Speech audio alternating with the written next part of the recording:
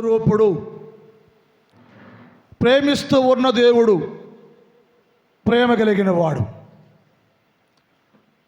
మానవాళిని, మనుషులందరినీ యేసు ప్రభుల వారు ఎంతగానో ప్రేమించే దేవుడు. బైబిల్ చెబుతుంది, దేవుడు అన్యాయం చేయుట అసంభవము అంది. అంటే ఎవరికి కూడా దేవుడు అన్యాయం చేయడు, కీడు చేయడు, మేలే చేస్తాడు, దీవుల్లో ఇస్తాడు, సహాయం చేస్తాడు, పెంచుతూ ఉంటాడు, పోషిస్తూ ఉంటాడు, సంరక్షిస్తూ ఉంటాడు. దేవో సహాయం చేయయ్యా అని అడిగితే ఆయన ప్రతి వారికి వారి గుప్పిలిప్పి వారికి కావలసిన సకలమైన మేలులతో నింపి సంతోషాన్ని ఇచ్చే దేవుడు యేసు ప్రభుల వారు.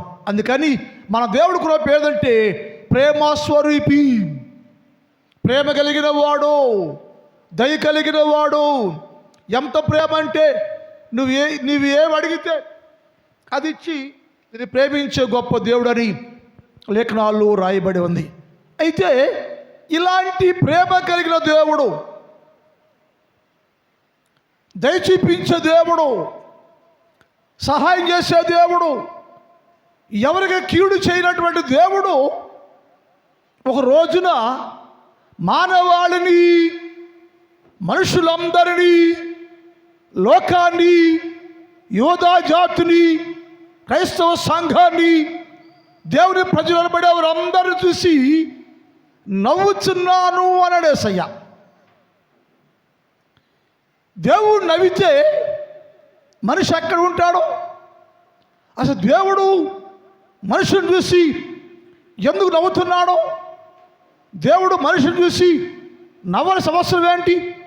మన అందరూ పిల్లలమే కదా, ఆయన బిడ్డలమే కదా, ఆయన సొత్తే కదా, ఆయన జనమే కదా, మన అందరి కోసం ప్రాణం పెట్టాడు కదా, మన అందరి కోసం ప్రాణం త్యాగం చేసి పాప జీవితాల్లో నలిగిపోతున్న మన అందరిని యేసు ప్రభుల వారు విమోచించిన గొప్ప దేవుడు కదా. అలాంటి దేవుడు నిన్ను చూసి ఎందుకు నవ్వుతున్నాడో, మళ్ళా చూసి ఎందుకు నవ్వుతున్నాడో, అపవాసం చేస్తున్నాడో? దేవుడు అపవాసం చేస్తే దేవుడే మానవుణ్ణి చూసి హేళన చేస్తే దేవుడే నీకు వచ్చిన విపత్తును బట్టి, నీకు వచ్చిన కష్టాన్ని బట్టి, నీకు వచ్చిన అపాయాన్ని బట్టి, నీకు వచ్చిన రోగాలను బట్టి, నీకు వచ్చిన స్థితిని బట్టి, నీ కుటుంబంలో జరుగుతున్న ఘోరమైన కార్యాలను బట్టి నా దేవుడు నవ్వుతూ ఉంటే నవ్వే స్థాయికి క్రైస్తవుడు మానవుడు దిగజారిపోతే ఎక్కడా నీ జీవితం? బైబిల్ చెబుతుంది, ఎందుకు ఆయన మనిషిని చూసి నవ్వుతున్నాడయ్యా, ఎందుకు మళ్ళా చూసేసి నవ్వుతున్నాడు అనే మాట చూద్దాం. సామెతల గ్రంథం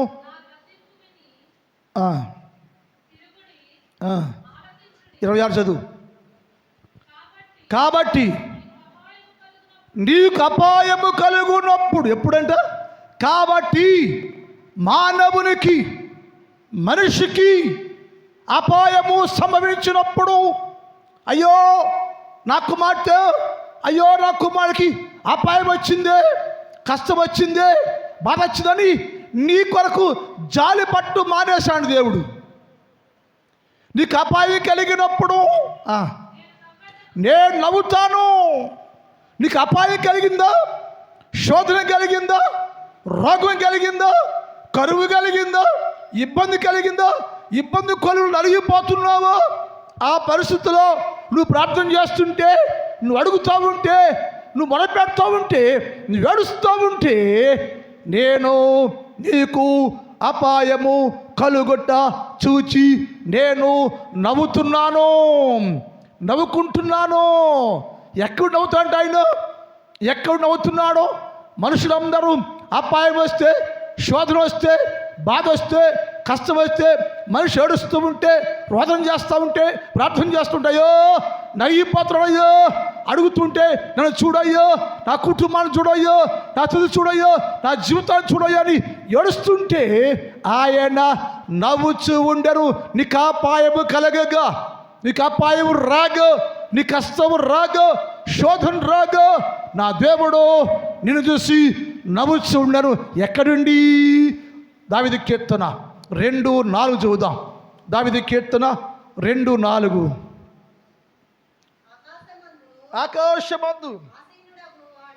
ఆకాశమందు ఆసీనుడుగా ఉండి పరలోక రాజ్యములో నా దేవుడు ఆసీనుడుగా ఉన్న దేవుడు, ఆకాశమందు ఆసీనుడుగా ఉన్న దేవుడు ఏం చేద్దంట?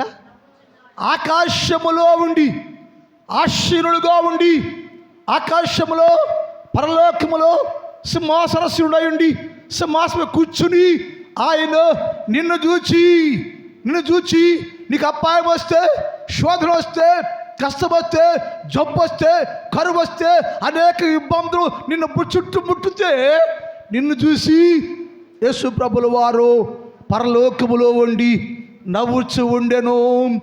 నవ్వటానికి కారణం ఏంటయ్యా? ఒకవేళ సొలొమోను, దేవా ఎందుకయ్యా నీ ప్రజలను చూసి నవ్వుతున్నావయ్యా? నీ ప్రజలే కదా, నీ జనులే కదా, నీ బిడ్డలే కదా, నువ్వు ప్రాణం పెట్టి విమోచించుకున్న వారే కదా, నీ జనాంగమే కదా అయ్యా. దేవా ఎందుకయ్యా నీ ప్రజలను కాపాడాల్సిన బాధ్యత నీకుంది కదా, కాపాడకపోగా ఎందుకయ్యా వారిని చూసి నవ్వుతున్నావయ్యా అని ఒకవేళ సొలొమోను ఈ గ్రంథకర్త దేవుని అడిగితే దేవుడు సమాధానం అంటే, అయ్యా గ్రంథకర్త నాతో మాట్లాడావు కదా, ప్రశ్న వేసావు కదా, ఎందుకయ్యా ఏడుస్తూ వాళ్ళు నవ్వుతున్నావయ్యా నీ దేవుడు తగునాని కానీ నన్ను ప్రశ్న వేసావు కదా, అయితే వినయ్యా అడిగావు కదా, ఎందుకు నవ్వుతున్నావు అని అడిగావు కదా, ఎందుకు నవ్వుతున్నానో చెబుతున్నా వినయ్యా. ఏంటంటే నేను అపాయం రాబోతుంది, కీడు రాబోతుంది, సమస్య రాబోతుంది, నీ కుటుంబంలోకి శోధన పంపిస్తున్నాను అనే కష్టాలు చుట్టుముట్టాయి, నీకు జాగ్రత్తగా ఉండని నేను గద్దించానయ్యా, హెచ్చరించాను. సరిగా ఉండు, ఆ కీడు నుంచి తప్పుకో, నువ్వు ఆ శోధన నుంచి తప్పుకో, నువ్వు నా ప్రభావం యెహోవా దినము ఆసన్నమైంది, అది రాబోతుంది. దానికి ఎవడు తాళలేడు, పట్టుకోలేడు. ఆ ప్రభావం ముందు నిలబడలేవు నువ్వు. ఆ సమయం రాకముందే, ఆ దినము రాకముందే, యెహోవా కోపానికి దిగకముందే, యెహోవా దినము రాకముందే, అది వచ్చినప్పుడు ఆ ప్రభావానికి ఆ మహిమకు ఆ కోపానికి పాలుకునబడబోలేడయ్యో. అది రాకముందే మీరందరూ ఆ మాట వినండి అని నేను అనేక సార్లు లోకాన్ని, సంఘాన్ని, మానవులను హెచ్చరించాను, గద్దించాను. అదిగో దినములు వస్తుంది, అపాయం రాబోతుంది.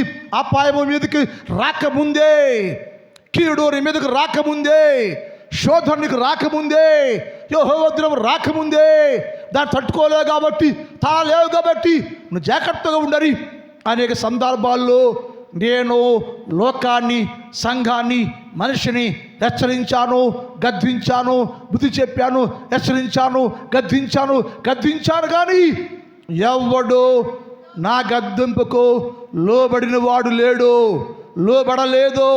అయ్యా ఎందుకయ్యా లోబడకపోతే ఏంటంటే నా ప్రజలు, నా జనాంగం ఎవడు నశించిపోవటం నాకు ఇష్టం లేదు, అందుకని ఆ దినము రాకముందే మీరు సరి చేసుకోండి, మారండి. మీరు నా మాట వింటే మీ అందరిపైన నా గొప్ప చూపిస్తానని చెప్పి గద్దించనయ్యా. ఎవడు కూడా నా మాటకు గద్దింపుకు లోబడ్డవాడు మానవాళిలో లేరు, మనుషుల్లో లేరు. ఎందుకయ్యా నువ్వు గద్దించాలనుకుంటున్నావు అన్నాడు ఆయన. ఎందుకయ్యా వాళ్ళు గద్దిస్తారు, ఎందుకు గద్దించిపోతే అని చెప్పచ్చు కదా. హెచ్చరించాను లోబడలా, గద్దించాను లోబట్టలా. హెచ్చరించి లోపడక గద్దించి లోపడదు ఎలాగా? ఏం చేయండి? నేను 100 ఏళ్ళు అయిపోయింది, 2000 ఏళ్ళు అయిపోయింది, నటిస్తున్నావు తప్ప నో చేంజ్, మార్పు లేదు కదా, మన మనసు లేదు కదా. గద్దింపు లోబడి మనసు మార్చుకున్నావా, హృదయం మార్చుకున్నావా, జీవితం మార్చుకున్నావా, బతుకు మారిందా? నీ జీవితం ఏం మారింది? నో చేంజ్, ఏది మారలేదే. సహించలేకపోయా నేను. అందుకని గద్దించానయ్యా. ఎందుకు గద్దించావయ్యా అని ఒకవేళ సొలొమోను ఆ గ్రంథకర్త యేసు ప్రభుల వారిని అడుగుంటే యేసయ్య అన్నాడు, నేను ఎలా గద్దించాను తెలుసయ్యా? గద్దించాను కానీ నేను తండ్రి కుమారుని గద్దించు రీతిగా. ఎందుకయ్యా అంటే ఆ బిడ్డలే నా బిడ్డలే, వారి ప్రేమ ఉంది నాకు, నా మాట వింటల్లో మారు మనసు లేదు, రక్షణ లేదు, అందుకని గద్దిస్తున్నాను నేను. ఎలా గద్దించవయ్యా అంటే ఆయన చెప్పాడు, నేను తండ్రి కుమారుణ్ణి ప్రేమించిన కుమారుణ్ణి ఎలా గద్దిస్తాడో, తండ్రి తన కుమారుణ్ణి ప్రేమించిన కుమారుణ్ణి తండ్రి ఎలా గద్దిస్తాడో అలా ప్రేమతోటి అనేక సార్లు, అయ్యా నా కుమారుడు, నా కుమార్తె, నా మాట వినయ్యో, ప్రేమతో గద్దించా. అయ్యా సమస్య రాబోతుంది, శోధన రాబోతుంది, విపత్తు రాబోతుంది, అపాయం రాబోతుంది, అపాయం నశించిపోతావు, నీ కుటుంబం కూలిపోబోతుంది అని నేను ప్రేమతోటి గద్దించాయా. ఆ మాట చూద్దాం. ప్రకటన గ్రంథం 3వ అధ్యాయం 18. ప్రకటన 3:19. ప్రకటన 3. నేను ప్రేమించు వారందరినీ, నేను ఎవరు ప్రేమిస్తున్నానో గద్దించే అర్థం ఏంటి? దేవుడు నేను చెప్పాడు, ఆయన నేను ప్రేమ గలవాడినని. ఏసైకి ద్వేషం ఉండదు, పగ ఉండదు. ఎవరు ఏసై గద్దింపులో ప్రేమ ఏముంటుంది? ఎందుకయ్యా ప్రేమ అంటే నా ప్రజలు నశించిపోకూడదు, కూలిపోకూడదు, కుటుంబాలు శోధనలో కుంగిపోకూడదు అని నన్ను ప్రేమించు వారిని, నేను ప్రేమించు వారందరినీ గద్దించి ఏం చెప్తానంట? నేను ప్రేమిస్తున్నాను కాబట్టి గద్దిస్తున్నానయ్యో. గద్దించామంటే అర్థం ఏంటి? ఎవరి ప్రేమ ఉంటుందో, తప్పు చేస్తున్నావు నువ్వు సరి చేసుకో అన్నామని అర్థం ఏంటి? ద్వేషం ఉండదు, అందులో ప్రేమే ఉంటుంది. ప్రేమించేవాడు గద్దిస్తాడు, పగవాడు లెక్కలేని ముద్దులు పెట్టుకుంటాడు. నువ్వు గ్రేట్, నువ్వు వెరీ గుడ్ అంటాడు. కానీ ప్రేమించేవాడు గాయం చేస్తాడు, ప్రేమించేవాడు గద్దిస్తాడు. ఎందుకంటే నీ కోసమే, నీ మేలు కోసమే, నీ క్షేమం కోసమే, నువ్వు దీవెనకరంగా సరైన మార్గంలో ఉండాలి, లోబడేవాడిగా ఉండాలి, యేసుక్రీస్తు వాక్యానికి లోబడే జీవితం కలిగిన వాడిగా ఉండాలని నా దేవుడు నిన్ను ప్రేమించి నిన్ను గద్దిస్తుండే. వారు గద్దింపుని నిర్లక్ష్యపెట్టను, త్రోసివేశను, లెక్క చేయలేదు. ఎట్టాడుగు గద్దు ఎను చూడమంటామేమో అనుకున్నాడు తప్ప లోబడిన వాడే లేడు. క్రైస్తవుడా, విశ్వాసులారా, దేవుడు ప్రేమతో నీ గద్దిస్తుంటే ఈ గద్దింపులో ప్రేమ ఉంది, ఈ గద్దింపులో నా మీద ఇష్టం ఉండే నా దేవుడు నన్ను గద్దిస్తున్నాడని గ్రహించిన వారు లేరయ్యా.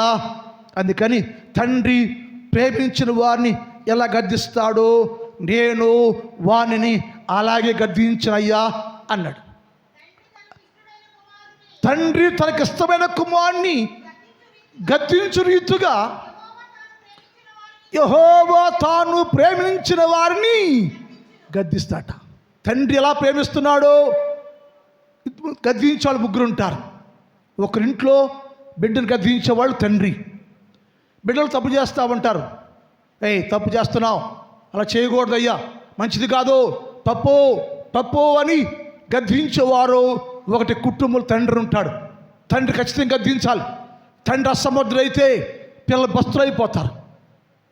ఎప్పుడు తండ్రి గద్దించేవాడిగా ఉండాలి, బుద్ధి చెప్పేవాడిగా ఉండాలి, బెత్తవాడేవాడిగా ఉండాలి. సరే తప్పు చేస్తున్నావు, నీ మార్గం తప్పు, నీ పనులు తప్పు, నీ జీవితం తప్పని తండ్రి కుమారుని గద్దించాలి. ఒకటి. రెండోది, విశ్వాసంలోకి వస్తే, క్రైస్తవ్యానికి వస్తే, క్రైస్తవ జీవితంలోకి వస్తే రెండోది, కాపరి యజమానుడు సంఘాన్ని గద్దించాలి. కాపరి సంఘాన్ని గద్దించాలి. నువ్వు పాపం చేస్తున్నావు, నువ్వు తప్పు చేస్తున్నావు, నీ మార్గం సరిగా లేదు, మార్గం మార్చుకో, స్థితి మార్చుకో, జీవితం మార్చుకో. యేసు చూస్తున్నాడు, శాపం వచ్చింది, అపాయం వచ్చింది, రాకుండా ఉండాలంటే సరిగా ఉండు, మారు మనసు పొందని తప్పుడు త్రోవల్లో, తప్పుడు మార్గాల్లో జీవిస్తున్న మనుషులందరినీ దైవ సేవకుడు, యాజకుడు గద్దించేవాడుగా ఉండాలి. 141వ కీర్తన 5వ వచనం చదువుదాం. నీతిమంతులు ఎవరంట? నీతిమంతులు అంటే ఎవరు? యాజకులు. యాజకుడు సేవకుడు విశ్వాసుని ఏం చేయాలంట? విశ్వాసుని ఏం చేయాలంట? నీతిమంతుడు సేవకుడు. సేవకుడు నీతిమంతుడు. ఎవరయ్యా నీతిమంతుడు అంటే దేవుని సన్నిధిలో పరిపాలించే సేవకుడు నీతిమంతుడు. నీతిమంతుడు నన్ను కొట్టుట నాకు ఉపకారం అంటే నీతిమంతుడు విశ్వాసిని కొడితే తిడితే ఏంటది? ఉపకారం అపకారమా? ఉపకారం. దైవజనుడు తిట్టాడంటే గద్దించాడంటే అది ఉపకారం. అది మేలుకే, నీ మేలుకే. నీ సరిచేయాలని, నీలో అహంకారాన్ని చంపేయాలని గద్దిస్తూ ఉంటాడు అని అన్నాడు. నీతిమంతులు నన్ను కొట్టుట నా ఉపకారానికి. తర్వాత వారు నీతిమంతులుగా ఉండి యాజకులు నన్ను గద్దించుట నాకు తైలాభిషేకం అంట. ఎంత గొప్ప మాట తెలుసండి. అభిషేకం అంట, ఆత్మాభిషేకం అంట. ఏది? గద్దింపు, ఆత్మాభిషేకం. ఒకటేమో తండ్రి గద్దించాలి, రెండేమో దైవజనుడు సంఘాన్ని గద్దించాలి. ఆ గద్దింపు ఎలాదంటే ఎలా అంతట మేలుకరమైన గద్దింపు. అది ఆ గద్దింపు తైలాభిషేకం. నీతిమంతులు నన్ను గద్దిస్తే నేను ఏం చేయాలంటే లోబడాలి. లోబడాలి. తనము, మనస్సు, ఆత్మ అన్ని వంచేసి లోబడిపోయి నన్ను పాపిని, పొరపాటు చేస్తున్నా, తప్పు చేస్తున్నా, నీకు వ్యతిరేకంగా జీవిస్తున్నా అని నా దేవుని దగ్గర అంగలాడ్చేవారుగా ఉండుటే లోబట్టం. దేనికి? గద్దింపుకి. ఏమంటే ఒకడేమో తండ్రి గద్దించాలి ఇంట్లో, సంఘంలో ఏం చేయాలి? యాజకుడు గద్దించాలి. ఎలా గద్దిస్తే ఏంటంటే అది నాకు మేలు, నా తైలాభిషేకం. దైవజనుడు నన్ను గద్దిస్తే అది నాకు అభిషేకం అంట. అంటే దైవజనులు గద్దిస్తున్నప్పుడు విశ్వాసం ఏమవ్వాలంట? లోబడాలి. అభిషేకం అది. లోబడాలి. లోబడలేదంటే తిరుగుబాటు చేసావంటే నీకు దేవుని దగ్గర లెక్క అప్పచెప్పవలసిన అవశ్యత ఉంటుంది. రెండు. మూడోది దేవుడు చెప్పాడు. మూడోది లోకమంతటి గద్దించిన ఎవరంటే యేసు ప్రభుల వారు. ఒకటే తండ్రి ఏమో ఇంట్లో బిడ్డని గద్దించాలి, కాపరేమో సంఘాన్ని గద్దించాలి. మూడోది దేవుడు లోకాన్ని గద్దించాలి. ఎందుకయ్యా లోకాన్ని గద్దించాలంటే లోకం నాది, ప్రజలందరూ నా ప్రజలే, వారి ప్రేమిస్తున్నాను నేను. సరిగా ఉండండి, నా మార్గంలో ఉండండి, నా వాక్యంలో ఉండండి, నా సేవలో ఉండండి. నువ్వు జీవిస్తున్నా కదా, ధనం ఇచ్చా, డబ్బిచ్చా, ఫలం ఇచ్చా, పంటిస్తా, ఆస్తి ఇచ్చా, అన్ని ఇస్తున్నాను నేను. అన్ని ఇచ్చే నాకు నువ్వు భయపడయ్యో, లోబడయ్యో, నాలోనే ఉండయ్యో, నాతోనే ఉండయ్యా అని నా దేవుడు అలాంటి వారిని గద్దిస్తూ ఉంటే ఎన్నిసార్లు గద్దించినా మనిషి లోబట్టలా. ఆయన అడిగాడు, ఎందుకయ్యా గద్దిస్తున్నావంటే తండ్రిలాగా గద్దించా, ప్రేమ కలిగిన వాళ్ళలాగా గద్దించా, యాజకుల్లాగా గద్దించా. ఇన్నిసార్లు గద్దించినా వారు నాకు లోబడిన వారు కాదు. అసలు అడిగాడు ఆయన. రెండోది అడిగాడు, అది అంత ఇంట్రెస్ట్ ఏంటయ్యా? అంత ఇంట్రెస్ట్ ఏంది? అంత ఇంట్రెస్ట్గా వారు ఎరగపోయినా లోబడకపోయినా ఎందుకు వాళ్ళు గద్దిస్తున్నావా అంటే ఆయన అన్నాడు, నేను వారిని ఆత్మాభిషేకం చేద్దామని. ఏంటట? పరిశుద్ధాత్మలు అభిషేకించావని, పరిశుద్ధాత్మ అభిషేకం నింపుదామని, ఆత్మపూర్ణం చేద్దామని గద్దిస్తున్నాను నేను. వాడి స్వభావం బాగోలా, అంతరంగ క్రూరంగా ఉంది. నేనేమనుకుంటే ఆ క్రూరమైన స్వభావాన్ని, క్రూరమైన జీవితాన్ని తీసివేసి ఆత్మలు అభిషేకించి విశ్వాసగా మారుద్దాం, విశ్వాసగా మారుద్దాం, నా కుమారుడిగా మారుద్దాం, నా కుమార్తెగా మారుద్దాం, నా సంఘగా మారుద్దాం, నాకు లోబడి చేద్దాం, నా బిడ్డగా చేసుకుందామని నేను వారి మీద ఆత్మాభిషేకము, పరిశుద్ధాత్మ అభిషేకము నింపటానికి గద్దించి గద్దించి రాని అనేక సార్లు గద్దించా. సామెతలు 1:23 చదువుదాం. నేను పిలువగా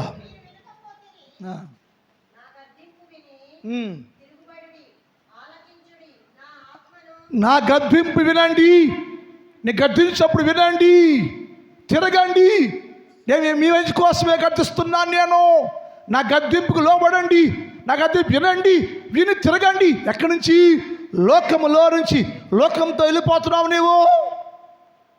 నువ్వు పాపం చేస్తున్నావయ్యో, లోకం ఉంటున్నావయ్యా అని తండ్రి చెప్పక, తల్లి చెప్పక, గురువు చెప్పక ఎవడు చెప్పేదాడికి నిన్నో నీ బతుకు మారి ఎప్పుడా?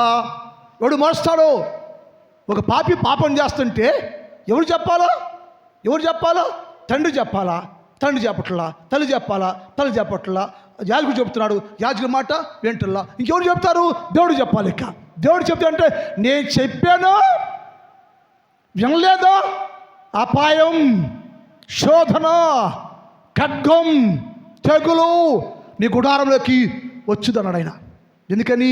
తండ్రి చెప్పలేకపోయాడు, ఆడమాట అనలా, చెప్పిద్దాం వాడికి లేదు. యాజకుడు చెప్తున్నాడు, యాజకుడికి తిరుగుబాటు చేస్తున్నావు, వినంటే మనసు నీకు లేదు. ఇప్పుడు నేను పూసుకున్నప్పుడు ఎవరు పూసుకుంట?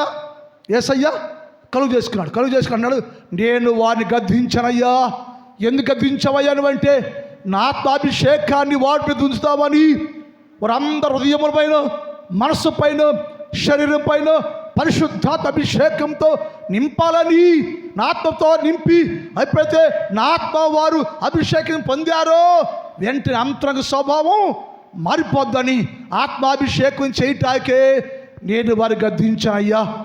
అయినా సరే నా ప్రేమను వారు గుర్తించలేదు, నా గద్దింపు లోబడలేదు, నా గద్దింపు వినలేదు, నా గద్దింపు జరగలేదు. లోకంతోనే ఉండారు, పాపంతోనే ఉండారు, పాపంలోనే ఉన్నారు. గద్దించకపోతే గద్దించి తిరుగు ఆత్మనిస్తారంటే వారు ఎవ్వరు నా గద్దింపు విని తిరిగిన వారు ఒక్కరు కొడలే. అంటే నా గద్దింపే వింటలా. అంటే టోటల్గా తండ్రి గద్దింపు లేదు, యాజకుడి గద్దింపు లేదు, దేవుని గద్దింపు కూడా భయపట్ల. అంటే మనిషి ఎంత అహంకారంతో ఉన్నాడు. అప్పుడు అన్నాడు, ఇలా ఎవరికి గద్దించిన నువ్వు లోబడలేవు కాబట్టి నీకు అపాయం వస్తే నేను అవుతా. నేను అదే అన్నాడు ఆయన. నేను గద్దిస్తే వినలేదు కదా, దేవుడు చెప్పాడు వినలేదు కదా, తండ్రి చెప్పాడు వినలేదు కదా, ఎవరిని మాట వెళ్తావు నువ్వు? కాబట్టి నేను గద్దిస్తాను, నువ్వు లోపడదు కాబట్టి నీకు అపాయం రాబోతుంది, కీడు రాబోతుంది, శోధన రాబోతుంది, కష్టం రాబోతుంది. అది వచ్చినప్పుడు అయ్యో గిలగిల కొట్టుకుంటూ అయ్యా ఏసయ్య ప్రార్థన చేస్తావు, అడుగుతూ ఉంటావు. కానీ నేను నవ్వుతూ ఉంటా, ఏడుస్తూ ఉంటావు. నువ్వు నడుస్తూ ఉంటాను నేను. ఎందుకైనా నవ్వుతున్నావయ్యా? దేవుడు కదయ్యా నువ్వు, ప్రేమించవుడు కదయ్యా నువ్వు, ప్రేమ కలిగి దేవుడు కదా, నవ్వకూడదు కదా అంటే అనేక సార్లు నేను వారు దర్శించానయ్యో, గద్దించానయ్యో, సరిచేద్దామని, మారుద్దామని, మంచివాడిగా, మంచి సంఘంగా చేద్దామని, మంచి విశ్వాసిగా చేద్దామని లెక్కలేని సార్లు నేను గద్దిస్తే నా గద్దింపు విని తిరిగి లోబడి నా మాటకు, నా వాక్యానికి విని నేతకు వచ్చిన వాడు ఒక్కడు కూడా లేడయ్యా. అందుకని నేను చేసేది ఏం లేదు. నా చెయ్యి దాటిపోయిందయ్యా. డాక్టర్ ఏమంటాడు పేషెంట్ని? నా చెయ్యి దాటిపోయిందా, దేవుని చిత్తమైతే బతుకుతాడు, లేకపోతే అలా అయిపోయింది. మా క్రైస్తుల పని, క్రైస్తవ స్థితి అలా అయిపోయింది. యేసు అన్నాడు, నా చేయి దాటిపోయింది. ఎందుకయ్యా అంటే వారు నేను గద్దిస్తే వారు లోబడలేదు. 27 చదువమ్మా, సామెతలు 1:26-27 చదువు. కాబట్టి నీకు అపాయం కలిగినప్పుడు నేను నవ్వేదను, నీకు అపాయం రాగానే ఏమిటంట? ఇప్పుడు ఎట్టున్నావు? భయం లేదు, భక్తి లేదు, గౌరవం లేదు, మర్యాద లేదు, ఇష్టం వచ్చిపోతున్నావు నువ్వు. ఒకరోజు అపాయం రాబోతుంది. అపాయం వస్తే అపాయం రాగా ఏమొచ్చింది? నీకు భయం వచ్చింది. శోధన రాగానే వచ్చింది, భయం వచ్చింది. అయ్యో భయపడతావు. ఎప్పుడు? వ్యాధి, జబ్బు, రోగము, కీడు, అపాయము నీకు సంభవించినప్పుడు అది తట్టుకోవడానికి శక్తి లేక భయపడటం ప్రారంభిస్తావు. ఎవడు భయపడతావు? ఏ దేవుడు నీ గద్దింపు లోపడకపోతే నిన్ను భయపెట్టాడో ఆ దేవుడు ఏదో కొంచెం ఆ వచ్చిన రోగాన్ని బట్టి భయపడుతుంది. దేవునికి కదట, దేవునికి కాదు. నువ్వు భయపడేది ఎవరికి? దేవునికి కాదు. వచ్చిన జబ్బుకి అపాయానికి, నీలోకి సంభవిస్తున్న కీడును బట్టి భయపడుతూ ఉంటావట. ఆ వాక్యం ఇప్పుడు చేయమా. నీకు భయం వచ్చినప్పుడు ఏం చేస్తాడంట? దేవుడే యాళం చేస్తే ఇంకెక్కడ బతుకుంటే చచ్చిపోతున్నాయి. దేవుని చేత క్రైస్తవుడు హేళన చేసే స్థితిలో నీ కుటుంబం ఉంటే, దేవుడు నవ్వుకునే తరగా నీ కుటుంబం ఉంటే, ఉండుని ఎలా మండిని ఎలా మార్చుకోవద్దు. మనం లోపడొద్దా, మనం గద్దెం మీరు తిరగొద్దా. దేవుడు ఆయన దేవుడు మనిషి కాదు, తండ్రి కాదు, పాస్టర్ కాదు. దేవుడు మన అందరూ దేవుడు. ఆయన చేతిలో పడ్డావంటే, ఆయన చేతిలో పడితే జీవమ్మ కలిగిన దేవుని చేతిలో పడుట భయంకరం. పడినవాడు మొక్క చెక్కలు ఎవరి మీద ఈ బండ పడునో వాడు నలిగిపోవును. ఎవరిపైన ఈ బండ పడునో వాడు తునకలైపోవును. అర్థం కాదు నీకు, అర్థం కాకపోవచ్చు. భయం వచ్చినప్పుడు, అపాయం వచ్చినప్పుడు ఏం చెయ్యాలి అర్థం కాక రొమ్ము కొట్టుకుంటూ నువ్వు ఏడుస్తుంటావు. చాలామంది పాస్టర్లని కలుస్తూ ఉంటావు. ఎక్కడికి వెళ్ళినా, ఏ పాస్టర్కి వెళ్ళినా తలుపులు మూసే పడతాయి. అప్పుడు ఎవడి కోసం ప్రార్థన చేయడు, ఎవడి కోసం ఆశ్రయించు. నీ రక్త సంబంధులు, నీ బంధువులు, ఇంటి వారు, నీ గ్రామంలో ఎవడిని చారనీయడు. అప్పుడు కరోనా వచ్చిన చారనిచ్చారా? కరోనా వస్తే చారనిచ్చారా? తలుపులు వేసుకోలేదా? కరోనా వచ్చిన రానిచ్చారు ఇంట్లోకి, చచ్చిపోయి వీళ్ళు పడేసాం మనం. పాస్టర్ గారు మా తప్పలా అనుకో, ఇప్పుడు వచ్చాడా ఎవడన్నా? ఇంతకి బిల్డప్ ఎందుకు మనకి? ఏం చేసుకుని కోట్ల లక్షల సంపద, ఆస్తి, హంగ ఎంత అని మొత్తం కాటాలు చూస్తే ఎంత స్థితి అంత అదేమంటాడా? ఆ తేలిపోయాడంట. ఎవరు? అహవరాజు తేలిపోయాను అని పాట పాడతారు కదా. ఎందుకు తేలిపోయాడంట? వడాహం అని తేలి చేసింది. కాబట్టి యేసు అన్నాడు, నేను నవ్వుతాను. నేను ఎందుకు నవ్వుతావా అయ్యాను అంటే, వారి గద్దించానయ్యో, పిలిచానయ్యో, రమ్మన్నానయ్యో, వచ్చి విన్నవాడు ఎవడు లేడు, నా గద్దెంపుకి లోపడ్డవాడు ఎవడు లేడయ్యో. ఏం చేస్తావయ్యా అంటే, ఎప్పుడైతే ఏం చేస్తాయంటే అంటే వారికి అపాయం వస్తే నేను నవ్వుతాను, వారికి భయం వస్తే వారిని అపహాస చేస్తాను, నేను హేళన చేస్తాను, నేను అవమానం చేస్తాను. నీకు తిరగాలి, రావాల్సిందని మనమనం. ఇకప్పుడు మనమనం దేవుడే అంటాట, దేవుడే హేళన చేస్తాట. దేవుని చేత హేళన చేసుకునే స్థితిలో మనం ఉండకూడదండి. దేవుని చేత అపహాస్యస్థితిలో మనం ఉండకూడదు. సమయం ఉండగానే, వయస్సు ఉండగానే, అన్ని ఉండగానే నిన్ను ప్రేమించే దేవుడు, దీవించే దేవుడు, నీ కుటుంబానికి ఏది కావాలంటే ఇచ్చే దేవుడు, నేను పోషిస్తున్నా నా దేవుణ్ణి ప్రేమించు. గద్దింపుకు లోబడు, విధంగా ఉండు అన్నాడు. వారికి భయం వస్తే వారిని నేను అపహాసం చేస్తాను. తర్వాత అమ్మ భయం నీ మీదకి ఎట్లొచ్చిందంట? భయం అంట తుఫాను ఎలా వచ్చిందో అట్లా వచ్చిందంట. తుఫాను వచ్చింది, థ్యాంక్ యూ. ఏంట రెప్పపాట్లు తెలియదు నీకు. సనకాలు బాగా పడుకుంటావు, తెల్లపడి మధ్యలో ఎప్పుడు వచ్చిందో నీకు అర్థం కానే కాదు. అలా రాబోతుంది మీదకి తుఫాను వలే అపాయం రాబోతుంది, తుఫాను వలే భయం రాబోతుంది, తుఫాను వలే కీడు రాబోతుంది. ఎవరి మీదకి అయ్యో అంటే, ఎవడో నా గద్దింపు లోబడలేదో, ఎవడ గద్దింపు భయపడలేదు, నీ గద్దించినప్పుడు లోపడకుండా ఉన్నారు, నా గద్దింపుకి తన జీవితాలు మార్చుకోలేదు, వారిని నేను ఈ విధంగా చేయబోతున్నా. ఎందుకు నవ్వేవా అంటే, ఒక భాగం ఏంటంటే, వారిని నేను గద్దించగా లోబడిన వాడు ఎవడు లేడు.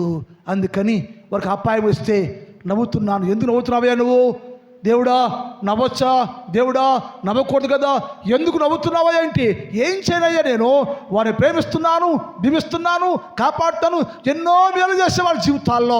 కానీ గర్జిస్తుంటే నా గర్జింపుకు లోబడక పెడత్రోవున పట్టి నన్ను నా వాక్కును నా మాటను తిరస్కరించేసి వారు జీవిస్తూ ఉంటే నేను ఇంకేం చేయలేయా, నేను చేతులు కట్టుకుని కూర్చున్నా, పరలోకం నుంచి వెలుగు చూస్తున్నా, వారికి అపాయము వచ్చింది, భయము వచ్చింది, అది వారు తట్టుకోలేక ఏడుస్తున్నారు. అయినా ఆపవాసం చేస్తారేమంట. ఎప్పుడు దాకా వాడు హీన స్థితికి రావాలంట. అపాయం ఎప్పుడు దాకా నవ్వుతాడు దేవుడు తెలుసా? వాడు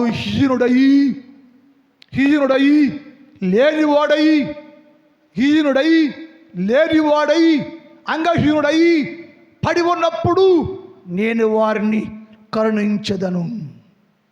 ఆ స్థితి వచ్చిందాక నవ్వుతూనే ఉంటాను నేను. క్రైస్తవులారా, యేసు ప్రేమని తృణీకరించకూడదు. మనం యేసు ప్రేమను అర్థం చేసుకోవాలి.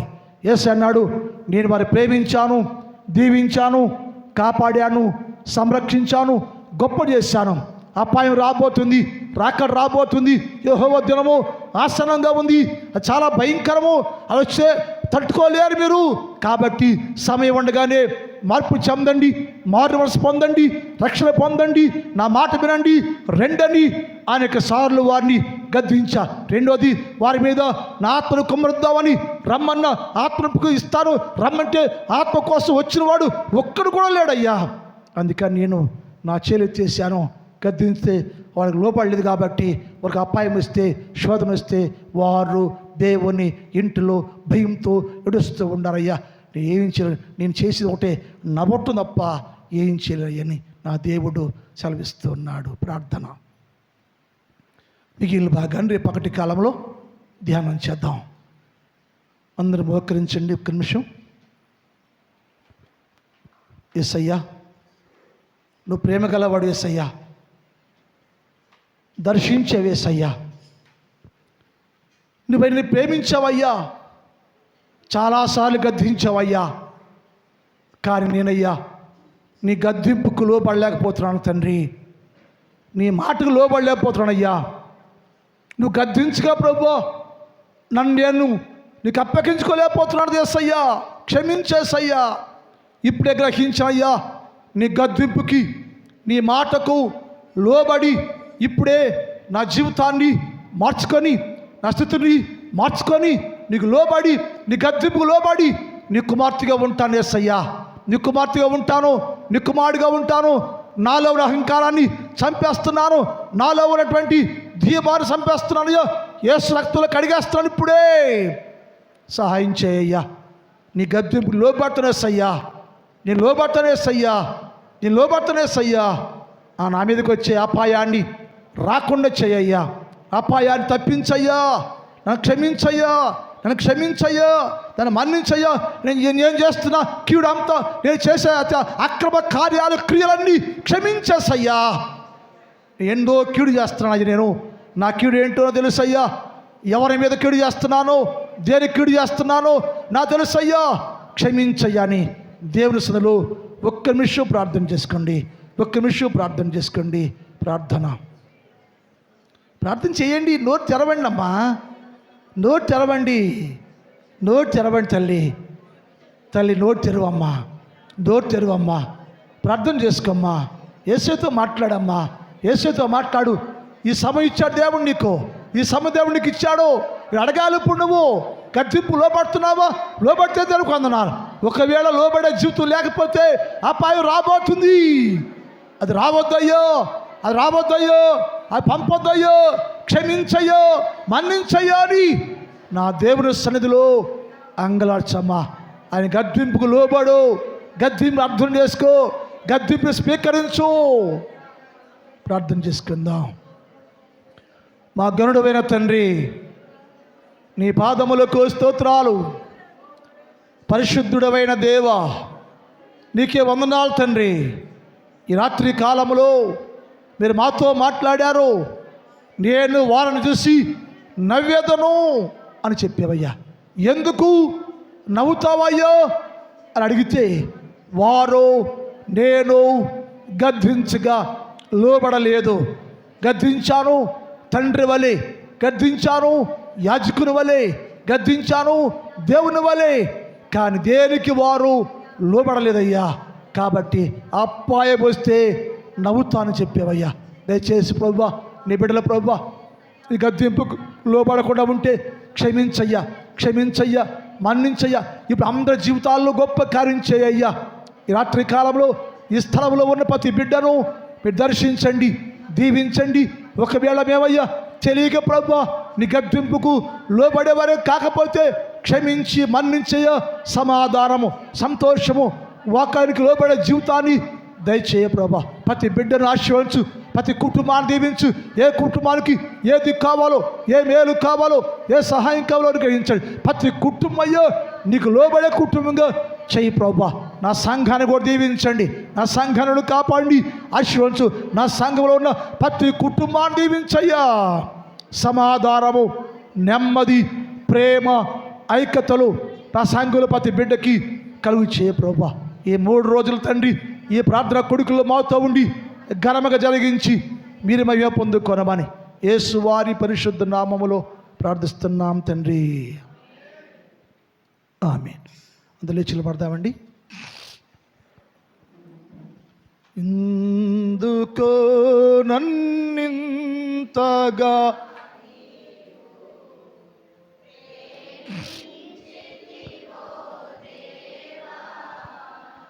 అందుకో నా దీన స్తుతి పాత్ర, హల్లెలూయా యేసయ్యా, హల్లెలూయా యేసయ్యా.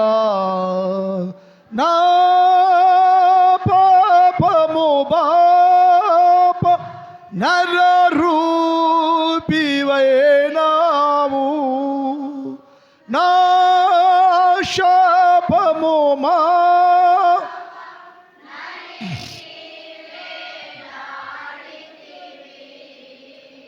నాకు చాలిన దేవుడవు నీవే, నా స్థానములో నీవే.